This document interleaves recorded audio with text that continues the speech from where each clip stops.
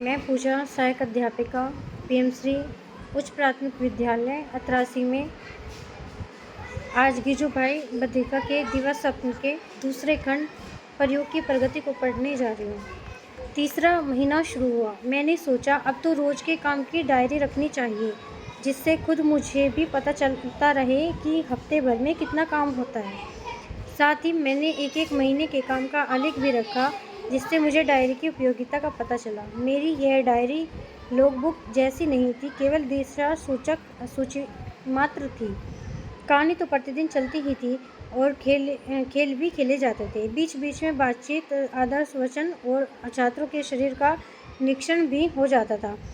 वाचनालय भी धीमी चाल से आगे बढ़ रहा था। मैंने पाठ्यक्रम के विषयों में से एक एक को लेना शुरू किया। एक दिन सुबह मैंने कहा, लिखो श्रुत लेखन।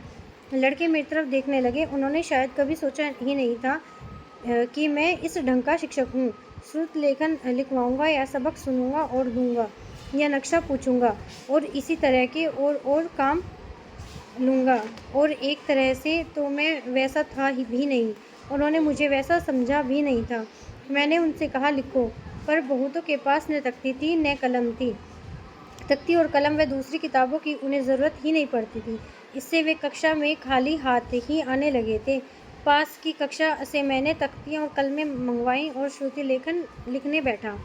किसी ने मुँह बनाया। कोई कहने लगा, भाई जी कहानी नहीं कहिएगा। दूसरा बोला, किताब तो पढ़ी ही नहीं, श्रुत लेखन किसमें से लिखवाएंगे।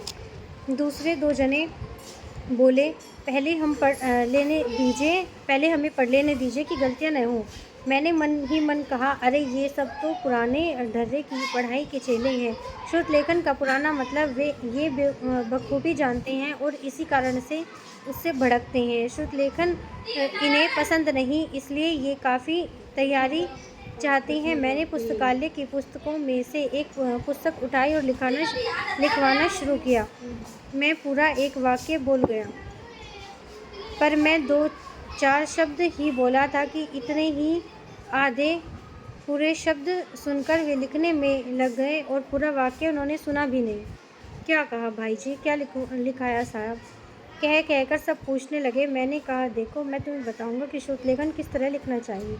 जब मैं बोलूं तो तुम बराबर मुझे सुनो और बोल चुके तो ठीक से समझकर लिख डालो और फिर दूसरा वाक्य सुनने के लिए मेरी ओर देखो।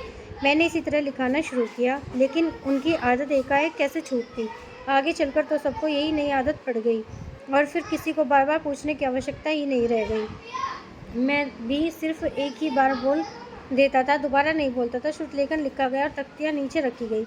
मैंने जांचा और जाना कि हिच्चों की भूलें बहुत हैं, जुड़वा अक्षरों का भी ठिकाना नहीं है और अक्षर भी बराबर और अच्छे नहीं लिखे गए हैं। मैंने किसी की गलतियाँ नहीं निकाली थी। एक एक करके सब तख्तियाँ देखी और लौटा दी। सब कहने लगे, हमारी गलतियाँ कितनी हैं, हमें ज़्यादा नंबर दीजिए और हमें ज़्यादा नंबर दीजिए, इसे कम। इतने में एक लड़का बोला, अब तो लक्ष्मी शंकर जी भी हमें पढ़ाएंगे और नंबर देंगे और ऐसी ऐसी सब बातें होगी। मैंने कहा, मैं तो ऐसा कुछ भी नहीं करूँगा। ठीक बात है कि तुम सब लिखना जानते हो, कल फिर लिखना।